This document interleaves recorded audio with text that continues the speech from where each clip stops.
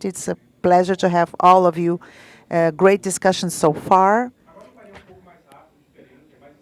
This is just a presentation, something different, just to bring to you, and following the transition from climate bonds, to bring the launch of some reports.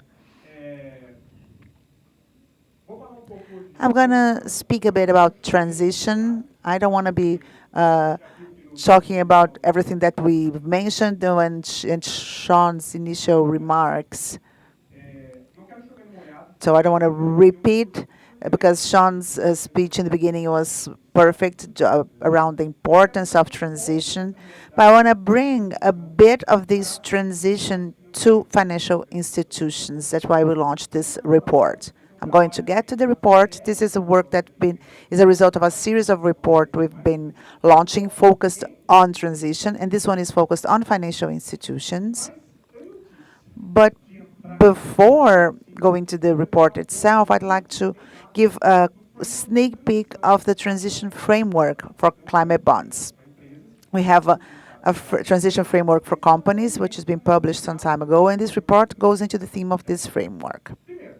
So, first of all, we have a rating of companies according to this transition framework, correct? First, we have a pathway for emission reduction that companies have to align for the Paris goals. And from this pathway, we split companies in 3 large groups. The first one, the companies that are already carbon neutral. For those, we give the suggestive name of carbon neutral companies. These are not our concern, okay? There are companies, however, that are not carbon neutral, but they are already below here, under this curve, to achieve the Paris Agreement goals. So the transition strategy for these companies towards Paris is already below the curve, the expected curve for reduction of emissions. To these companies, we call them companies that are aligned to 1.5 degrees. So it doesn't mean they don't have nothing to do. They have to follow the transition plan, but they are already aligned to this transition journey. But there are still those companies that are not below this emission reduction trajectory. However, they have a transition strategy, they have a plan, and through this plan, they implement practices that will ensure that these companies become aligned to this trajectory up to 2030. These companies, we call them companies that are under transition. So there we have all the Climate Bonds Initiative labels, companies aligned to 1.5, debt bonds also aligned to 1.5 degrees, and also transition. For companies themselves, we also have the continuity of this framework that brings best practices on developing and implementing transition plans. We call this framework AAA framework. In Portuguese, the acronym does not work very well, but the framework is made up of 3 different categories: ambition, action, and accountability. And within each one of these categories, we define some hallmarks that companies have to follow to structure their transition plans and implement them in a credible, robust, and ambitious manner. And we call them the 5 hallmarks, or the 5 transition hallmarks for the companies. For ambition, we have 1 hallmark, which is to define targets. Companies have to define targets that are aligned and science-based, aligned to the Paris goals, be them mitigation, adaptation, resilience. And that's why climate bonds involves the industry's criteria to define what these targets are for the different sectors. Within action, we have 2 hallmarks. The first one, it's not enough just only having targets. You need to have a plan to achieve those targets. We see companies that have set up targets, and some of them are developing plans to reach those. That's very important. So how am I going to achieve these KPIs? How am I going to monitor that? I'm talking about scopes 1, 2, and 3. How will I monitor the resilience to adaptation? This 1 hallmark. We have the 3rd hallmark still within action. which is action itself. You need to have a target, you need to have a plan to reach this target, and you need to show that you are taking action in your business model to achieve this target, right? And then we go into accountability, which is very important, where we also have two hallmarks. The first one is governance. So it's not enough to have a target, have a plan to achieve an action to do that.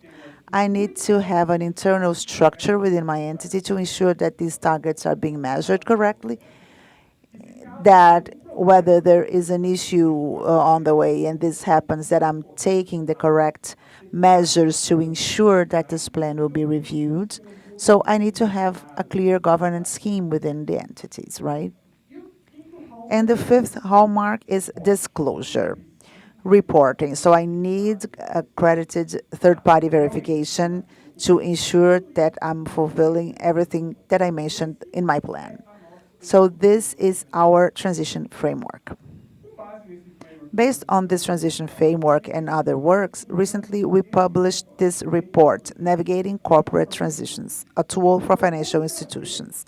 So how to bring this in a simpler manner to financial institutions. And the goal of this tool we're launching is that financial institutions may use this ladder that we're going to introduce to evaluate the exposure of their portfolio and the company's transition plans. And from there, define their strategies for investment. We are not focusing on divesting. We don't want to kick any company. Sean mentioned the goals and the benefits of transition. You have to look at this from the point of view of what are the benefits. But we need to understand at what point the portfolio is and what I can do to improve that. Basically, what we present here is a maturity ladder. We define 5 levels of maturity for the company's transition plans that banks have to look at to define the exposure of the portfolio to the transition of those companies based on our framework, but not only that. So in summary, in the report, we have a definition and we go in more depth within this. So in summary, we have the companies that do not have any commitment with transition. We have the companies that have a commitment and a bit of action. You see some action, but it's not something clear or robust. We have companies that have a commitment and a transition plan that is strong. They are still not aligned, but they might get aligned. We have companies that are already Paris aligned. They're not carbon neutral, but they are below the curve. And we have companies that are carbon neutral. What are the advantages of this framework? First of all, we tried to filter as best as we could the easiest and more practical indicators to be applied because we understand that a big difficulty is the granularity of data that we have from these companies. Second benefit, we tried to align this framework the best way possible to other transition frameworks that exist in the market, and we have many. And all of this was developed under consultation with those that represent financial institutions. So we worked with IIGCC, SMI, in developing this framework. Well, I said that one of the important points is the diversity of frameworks that we have for transition. We performed a study recently where we show a big alignment between all the transition frameworks. However, around the granularity of data, this is still not much aligned.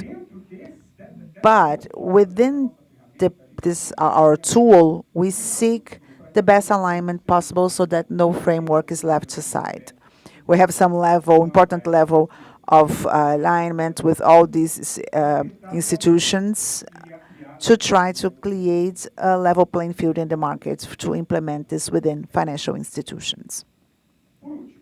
And lastly, and very important, it's simple when we talk about companies that have one single activity, but how to apply this with companies with several activities. We also suggest in this report a scale to measure the leverage level of maturity from the transition plan for companies that have several activities.